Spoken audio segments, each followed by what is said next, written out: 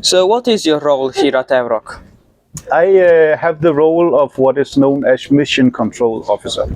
So we have a lot of launch trails down in the range, and we have to coordinate which teams do we have on which launch trails.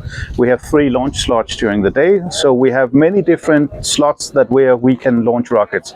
So getting the rockets on the right time slots, but also my communication with the team's control tents here, understanding what is the status of the team, do they encounter a problem, is everything going according to plan, are they launching, and then as part of the final countdown and the check that all safety features are in place, then I give the order to launch a rocket.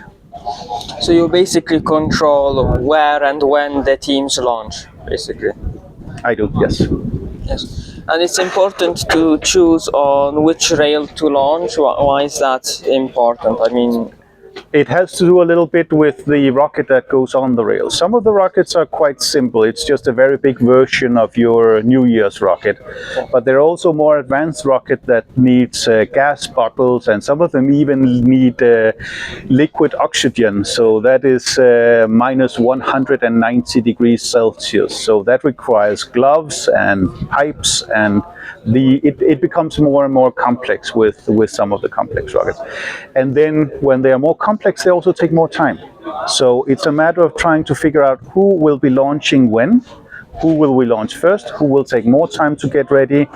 If one team has a problem, which 2 teams do we swap so that we get the most efficient use of the time we have. so each launch trail has its infrastructure basically to launch different types of rockets. Actually, no. The EUROC is a very fortunate organization to have 4, let's say, standardized launch rails. They are all 12 meters tall. You can even see them from here. But they also have the same rail guide.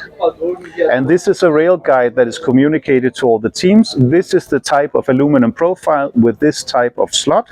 You can buy it at this company, buy one for yourselves, check that your rocket will fit one of these rails when you come down here to launch it at Europe. So the rails are practically the same. And I think there is the VAR rail, which is taller. Yes. VAR has an unfortunate combination of a very large rocket and some restrictions on the engine power they have, because the more powerful the engine, the shorter the launch rail they need. And in that case, VAR needs I think it's a 21-meter launch rail.